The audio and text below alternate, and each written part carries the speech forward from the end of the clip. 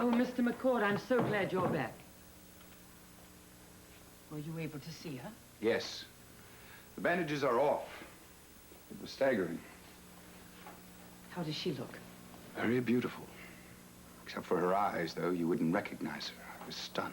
And her voice? She's not able to speak yet. I told her I was sorry for everything that happened, and that if she wished to, she could turn me over to the police. How did she react to that? She wrote me a note and said, "How can I hate you?" I think that means she doesn't wish to be revenged. And you trust her? Oh, yes, Mrs. Renfield. You didn't see her. There's something that you can sense when you talk to a person. I would like to trust her, believe me, but I can't. And you shouldn't either. Don't ever forget that she betrayed you once. I have been betrayed by a good many people, Mrs. Renfield, a good many times. I cannot live with the fear of being betrayed. What do you plan to do now, Mr. McCord? I'm not sure. The only thing I'm sure of is that I'm going to bring her here, to this house, after she's sufficiently recovered from surgery. You can't do that. I can and I will, but I have a much more pressing matter on my mind. After my conversation with Vanessa Chamberlain, I had an opportunity to speak to her father, Henry. And he told me that he was in perfect health and that his daughter had been grossly misinformed. Or she purposely tried to misinform you. I do not think that's true. After all, he's had one heart attack. She was just being a concerned daughter. But that presents me with an interesting dilemma. Now, I've given Henry my proxy, and I know that he will use it in the fight to remove Amanda from the presidency of Spaulding Enterprises. And that fight might be very dangerous for him. I'm just wondering if I can be a party to such an undertaking. I knew where it was all going to end. Oh, what? This preoccupation of yours with the people of Springfield. You used to keep yourself so aloof from them. Now, suddenly it seems to me that you're involved with so many of them. And what if I am? It worries me, Mr. McCord, to see you involved with Henry Chamberlain and his daughter Vanessa and Alan Spaulding. Mrs. Renfield, now listen, I do not want to hear any more about who I may or may not see. After all, it is not your concern. I see.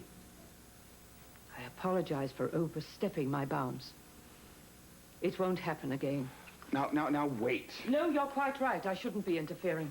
I didn't mean to put it that way. No, but you are. You're quite right. It's just that my concern for you sometimes outweighs my sense of propriety. I know that, and I appreciate that.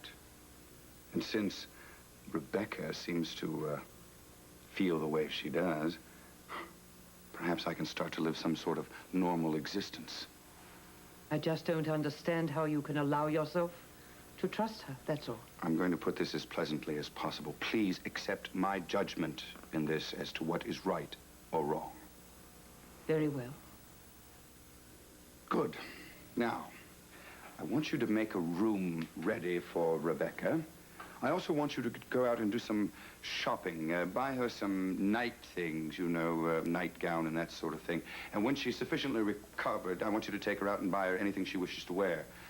I hope in some way to make up for all the pain and suffering she's gone through at my hands. And what about the suffering that you have gone through? It's nothing compared to the years of pain and suffering that she went through. Believe me, Mrs. Renfield, I know what I'm doing, and right or wrong, I'm determined to do it.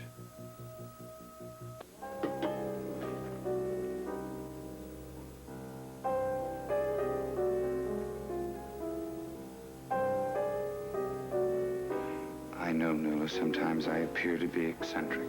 It seems to be the curse of my life, and perhaps I am eccentric at times. Oh, you're sure different than most people. I often think I've spent too much of my life locked up in laboratories, hidden away in archaeological digs, looking for valuable artifacts. Perhaps I've had too little contact with the real world. The real world's not so hot. Yes, well, like it or not, we're a part of it, Nola. Nola, you know me better than anyone else in the world except for Mrs. Renfield. And you know that I don't care about what other people think about me or say about me, but I do value your opinion. It's very, very important to me. I want want you to answer something for me. Do you trust me? Yes. Completely? Completely. Thank you.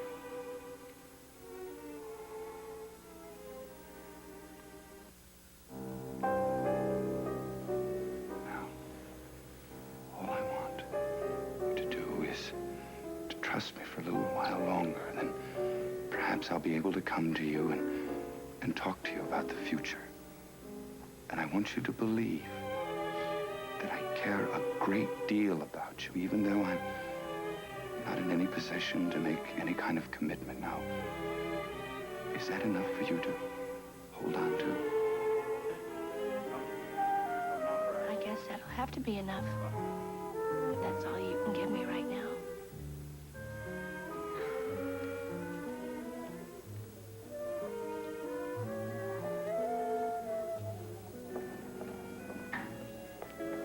This had better be a good one. What took you so long? Took me so long, I was in the middle of a perm. What happened? I saw them together. Who? Mr. McCord and Rebecca. Where, here in the hospital? Yes, I had to see with my own eyes if what Mrs. Renfield said was true. What'd she say? She said that even if the operations were successful, then she was okay, that his obligation to her would just be beginning. What's that supposed to mean? It means that he lied to me. He told me that he just had her in the house so she could get well, right, and then once she's well, out of his life for good. Well, what do you think the reason was? I think he's in love with her. Why? I saw the way he was looking at her. Well, did you ask him about it? No. Nola, you weren't spying on him again, were you? No, I wasn't spying, Gracie. I just wanted to see with my own eyes. And? She was beautiful.